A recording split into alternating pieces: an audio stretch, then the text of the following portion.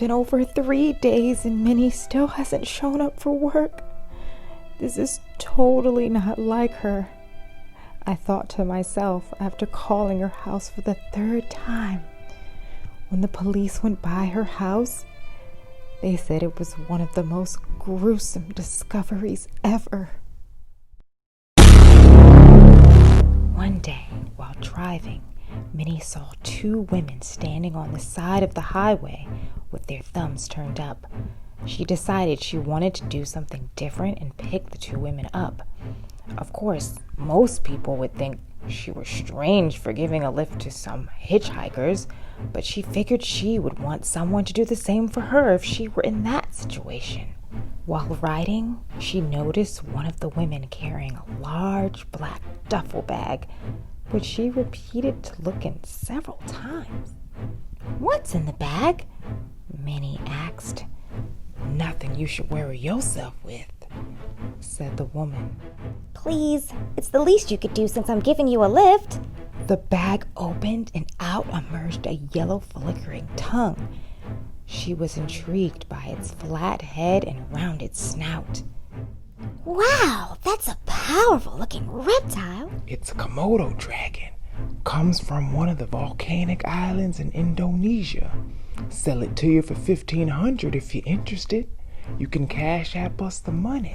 Just like that, Minnie was taking home her new pet.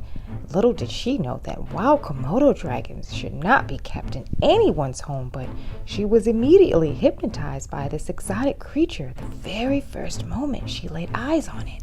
"I'm going to call you Solomon the Dragon," she said, releasing him out of the bag. He clumsily waddled his way out of the black duffel bag, his muscular tail knocking over a glass vase sitting on the coffee table while reaching down to pick up the shattered pieces. That's when she felt it for the first time. Ouch! The bite. She looked over to see Solomon the Dragon. She checked her arm for a wound but didn't see any, nor did she feel pain, so she felt everything was okay. Minnie felt particularly spacey throughout the day and could barely keep her head long enough to walk in a straight line. After lying on the couch all day, she thought perhaps feeling dizzy was quite normal, especially because she was due to have her period again in 2 weeks. There were partly stifled sounds of anguish coming from her. She got to her feet with a little uncharacteristically awkward movement of imbalance. She felt like absolute death. Minnie pulled back the sheets, and to her dismay, she noticed another bite near her ankle. She looked around for Solomon, but couldn't find him anywhere. Minnie woke up to a series of bites on her arm. Engorged by her incessant scratching, she wanted to rip off her skin. The entire ordeal lasted for several hours until finally she fell asleep.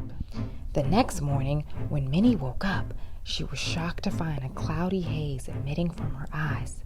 Stumbling to get up, she looked over and saw Solomon sitting on the floor. He nipped her leg one more time, and that's when Minnie felt this uncontrollable shaking overcome her body.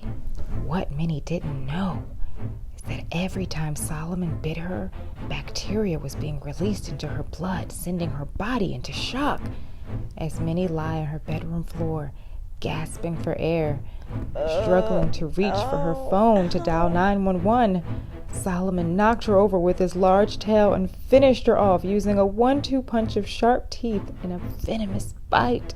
He started by devouring her stomach organs and then worked his way to her face, tearing large chunks of flesh while holding her down with his forelegs. When the police arrived, they could barely recognize what was left of this poor girl. Oh, Minnie. She was simply intrigued by this exotic creature. Had she done her homework, she would have known not to bring that giant lizard anywhere near her home. My advice to you, if you are ever thinking about purchasing a lizard from 2 Komodo dragon smugglers, think again. Leave them in the wild where they belong.